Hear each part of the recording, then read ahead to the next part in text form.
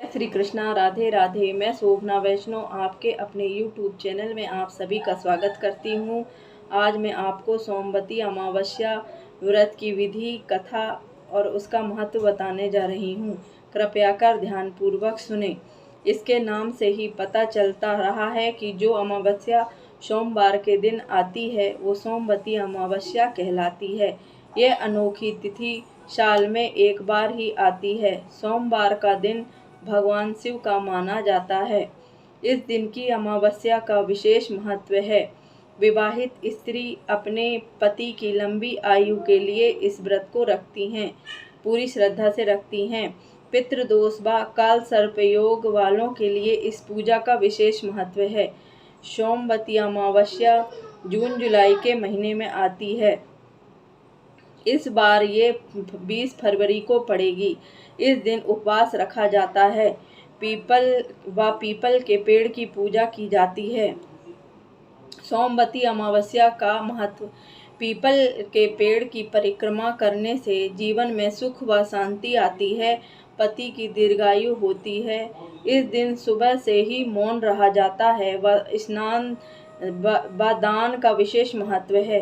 इस दिन पूजा करने से पितृदोष दूर होता है, पूर्वजों को मोक्ष की प्राप्ति होती है, जीवन में आने वाली कठिनाइयाँ दूर हो जाती हैं। सोमवती अमावस्या की पूजा विधि। सुबह मौन रखकर किसी भी पवित्र नदी में स्नान करें, इससे पितरों को शांति मिलती है। सूर्य व तुलसी को जल अर्पण करके गायत्री मंत्र का उच्चारण करें। तुलसी की 108 बार परिक्रमा करें। शिव की प्रतिमा पर जल चढ़ाएं। गाय को दही चावल खिलाएं। हो सके तो पूरा दिन मौन व्रत धारण रखें। पीपल के पेड़ के पास जाएं, वहां पास में ही तुलसी भी रखें।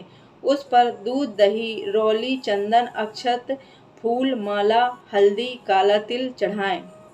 पान, हल्दी की गांठ व धान को पान पर रखकर तुलसी को चढ़ाएं।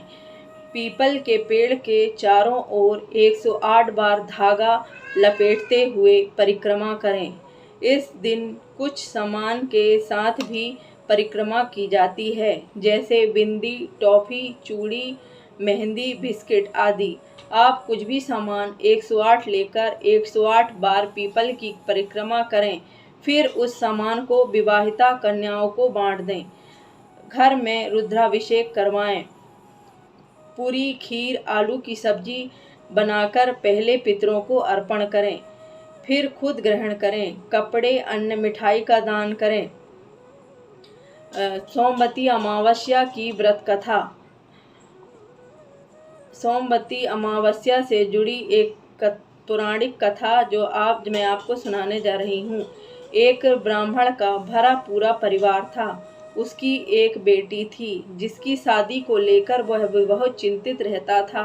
लड़की बहुत सुंदर, सुशील, कामकाज में अव्वल थी, लेकिन फिर भी उसकी शादी का योग नहीं बन पा रहा था।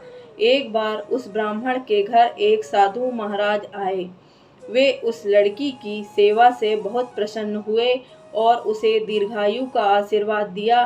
फिर उसके पिता ने उन्हें बताया कि इस लड़की की शादी नहीं हो रही है। साधु ने लड़की का हाथ देखकर कहा कि इसकी कुंडली में शादी का कोई योग ही नहीं है। ब्राह्मण घबराकर उपाय पूछने लगा। तब साधु ने सोच विचार करके उसे बोला कि दूर के गांव में एक सोना नाम की औरत है। वह धोबिन है और सच्ची पतिव्रता पत्नी है। अपनी बेटी को उसकी सेवा के लिए उसके पास भेजो। जब वो औरत अपनी मांग का सिंदूर इस पर लगाएगी तो तुम्हारी बेटी का जीवन भी संवर जाएगा। ब्राह्मण ने अगली ही सुबह उसे सोना धोबिन के यहाँ भेज दिया। धोबिन अपने बेटा बहू के साथ रहती थी। ब्राह्मण की बेटी सुबह जल्दी जाकर घर के सारे काम कर आती थी। 2-3 दिन ऐसा चलता रहा। धोबिन को लगा कि उसकी बहू इतनी जल्दी काम करके फिर सो जाती है। उसने उससे पूछा। तब बहू ने कहा कि मुझे लगा आप ये काम करते हो। धोबिन ने अगली सुबह उठकर छिपकर देखा कि यह कौन करता है। तब वहाँ ब्राह्मण की बेटी आई और उसे धोबिन ने पकड़ लिया। धोबिन के पूछने पर उसने अपनी सारी व्यथा सुना दी। धोबिन भी खुश हो गई और उसे अपनी मांग का सिंदूर लगा दिया। ऐसा करते ही धोबिन के पति को प्राण त्याग दिए। यह सोमवती अमावस्या का दिन था। धोबिन तुरंत दौड़ते दौड़ते पीपल के पेड़ के पास गई। परिक्रमा करने के लिए उसके कोई सामान नहीं था, तो उसने ईंट के टुकड़े से पीपल की 108 बार परिक्रमा की। ऐसा करते ही धोबिन के पति में जान आ गई। इसके बाद से इस दिन हर विवाहिता के जीवन में विशेष महत्व है। वे अपने पति की लंबी आयु के लिए प्रार्थना करती हैं। कुछ समय के बाद ब्राह्मण की कन्या का अच्छी जगह विवाह हो जाता है और वह अपने पति के साथ सुखमय जीवन व्यतीत करने लगती है। अगर आपको मेरी कथा पसंद आई हो तो प्लीज़ लाइक करें, शेयर करें और सब्सक्राइब करें। धन्यवाद।